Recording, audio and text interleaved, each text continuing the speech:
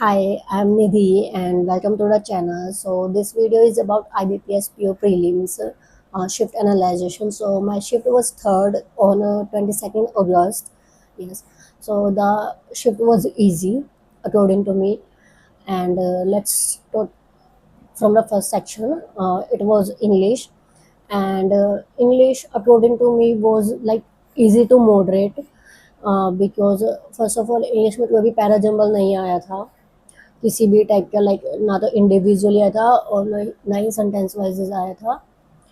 And जो error detection थे वो भी मतलब प्रॉपर सेंटेंसेस नहीं थी, एक ही सेंटेंसेस में डिवाइड के साथ था और बहुत इजी थे। वो अलग बात है मुझसे नहीं हुए वो बट हाँ मतलब सही थे जिसको आ रहे थे, ज़्यादा टफ नहीं थे वो भी। बट जो आर सी था वो मुझे थोड़ा सा वियर्ड लगा उसी लैंग्वेज, लाइक आरसी मेरा स्ट्रॉन्गेस्ट है और मैंने आरसी में ही क्वेश्चन लीव किए इस बार बिकॉज मुझसे नहीं हो रहा था वो, may be because of focus या फिर मुझे वियर्ड लगा, वो थोड़ा मेरा फेवरेट टॉपिक नहीं, लॉट ऑफ फैक्टर्स। बट या मुझे लगा, आप बताना आपको भी लगा तो आरसी थोड़ा सा डिफ़िकल्ट मतलब मॉडरेट साइड पे।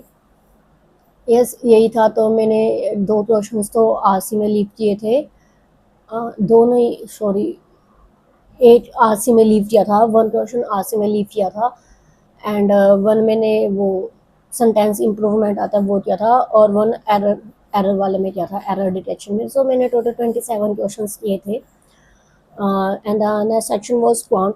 क्वांट बहुत इजी आया हुआ था, लाइक बहुत ज़्यादा वाला इजी था।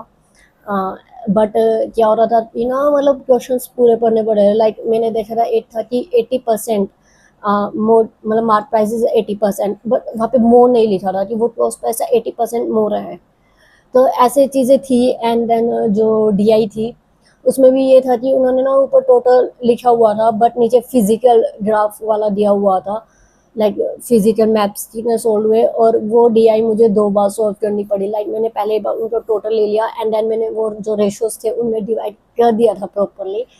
सीडी नहीं हो रहे थे बट मैंने सोचा कि देख लेते हैं, क्या पता क्वेश्चन ही पॉइंट्स में हो तो चेक कर लेंगे, बट वो नहीं था। फिर मैंने बाद में देखा कि वहाँ पे वो फिजिकल मैप का दिया हुआ है एंड देन पॉलिटिकल और टोटल हमें फाइंड आउट करना है, तो फिर वो मैंने डीआई फिर से सॉल्व की थी। तो इस वजह से मेरे अटेम्प्ट्स कम रह गए थे और लाइक मतलब मैंने ये सोचा था कि मैं क्वांट में डीआई सबसे पहले करूँगी, तो मेरी फर्स्ट डीआई हो रही थी, देन उसके बाद स्पीड मैथ्स थे वो मैंने कर दिए थे, देन उसके बाद दो तीन अरिथमेटिक के वो मैंने कर दिए थे, फिर आई थी कैसलेट। कैसलेट मैंने सॉल्व कर दी थी, उससे बाद आए थे I guess number series, wrong number series नहीं, रोन नहीं थी, मिसिंग नंबर सीरीज थी वो आई थी। एंड देन मैंने सोचा कि नहीं ये बाद में करेंगे, पहले डीआई कर लेते हैं, तो मैंने वो डीआई की और वो फिर मेरे को दो बार बनानी पड़ी, तो फिर मेरी वो जो मिसिंग नंबर सीरीज थी वो पूरी ही रह गई। तो मेरे अटेम्प्ट्स कम ही हुए क्वांट में, सिर्फ 22 अटेम्प्ट्स हुए मेरे क्वांट में। And the next section was English and in reasoning, sorry reasoning, next section was reasoning. And reasoning में वो जो ऊटी वाला पजल थी वो सच में कंफ्यूजिंग थी लास्ट तक, बिकॉज सी का समझ में नहीं आ रहा था, मैं लास्ट में सी वाले में ही कंफ्यूज थी। बट ओवरऑल बात करें रीजनिंग की तो वो इजी ही थी, लाइक पजल्स वन गो में ही बन जा रही थी एक्सेप्ट दैट वन। और जो वो सर्कल वाला था वो भी इजीली हो गया था, इनफैक्ट वो बोथ साइड्स था फिर भी हो जा रहा था वो इजीली।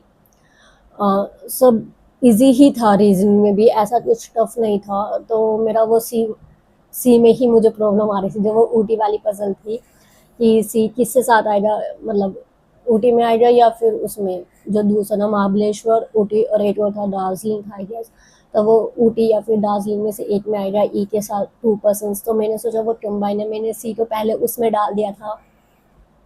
फिर मैंने बाद में देखा कि एक क्वेश्चन में ऑप्शन ही मैच नहीं होता था, फिर मैंने बाद में रीड आउट किया अच्छे से and then I figure out कि सी के साथ पॉजिटिव मतलब सी में 3 ही टोटल होगी, जिस कंट्री से सी है वहाँ पे सिर्फ 3 ही जाएंगे, तो फिर मैंने सी को शिफ्ट करके ऊटी किया था। तो ये हुआ था, तो इसकी वजह से मेरा जो एक क्वेश्चन रह गया था, जो 35th क्वेश्चन था वो कोडिंग डिकोडिंग में था, मतलब वो मेरा हो गया था मतलब मोस्टली, बट अगर लाइक 2 और 3 सेकंड्स होते तो वो भी हो ही जाता, बट वो मेरा रह गया था इसी वजह से। यस, तो ओवरऑल मुझे पेपर इजी ही लगा। एंड मेरे टोटल अटेम्प्ट्स है इंग्लिश में 27, क्वांट में 22 एंड रीजनिंग में 34। सो टोटल 83 अटेम्प्ट्स किए मैंने। एंड या दैट्स इट। तो आप बताना आपको कैसा लगा एग्ज़ाम, आपकी कौन सी शिफ्ट थी, आपने कितने अटेम्प्ट किए।